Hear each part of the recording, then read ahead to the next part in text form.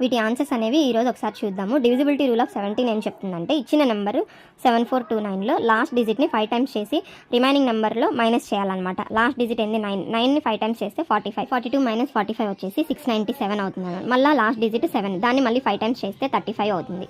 So 69 remaining నెంబర్లోంచి 35 తీసేస్తే మనకి 34 వస్తుంది. ఈ 34 అనేది మనకి 17తో డివిజిబుల్ అవుతుంది కాబట్టి సో ఈ 7429 అనేది మనకి 17తో డివిజిబుల్ అవుతుంది అనమాట.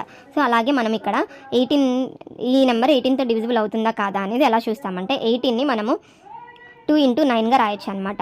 సో 2తోనూ డివిజిబుల్ అవ్వాలి ప్లస్ 9తోనూ డివిజిబుల్ అవ్వాలన్నమాట. సో 2 రూల్ చూసుకున్నట్లయితే లాస్ట్ డిజిట్ 6 ఉంది. 6 అనేది ఈవెన్ నెంబర్. సో ఈ 2 రూల్ అనేది ఓకే అయిందనమాట, అంటే 2తో డివిజిబుల్ అవుతుంది. నెక్స్ట్ 9 రూల్ ఏం చెప్తుందంటే, సమ్ ఆఫ్ ద డిజిట్స్ 17 అనమాట. సో ఇది 9తో డివిజిబుల్ కాదు కాబట్టి 9 రూల్ ఫెయిల్ అయిందనమాట. అంటే ఈ టోటల్ నెంబర్ కూడాను మనకి 18తో డివిజిబుల్ కాదు. నెక్స్ట్ వచ్చేసి 9 డిజిట్ ఏంది ఇక్కడ 1, దాన్ని డబుల్ చేసి 2 వస్తుంది. 8301కి యాడ్ చేస్తాం, ఇక్కడ 8303 అవుతుంది. మళ్ళీ లాస్ట్ డిజిట్ 3 ఇంటూ డబుల్ చేస్తాం, 6 అవుతుంది. 830 ప్లస్ 6 ఏమవుతుంది 836. మళ్ళీ ఇక్కడ 6, దీన్ని ఇంటూ 2 చేస్తే 12 అనమాట. 83 ప్లస్ 12 అనమాట 95. ఈ 95 అనేది మనకి 19 5s 95. సో 19తో ఈజీగా డివిజిబుల్ అవుతుంది కాబట్టి ఈ టోటల్ నెంబర్ కూడాను మనకి 19తో డివిజిబుల్ అవుతుంది అనమాట.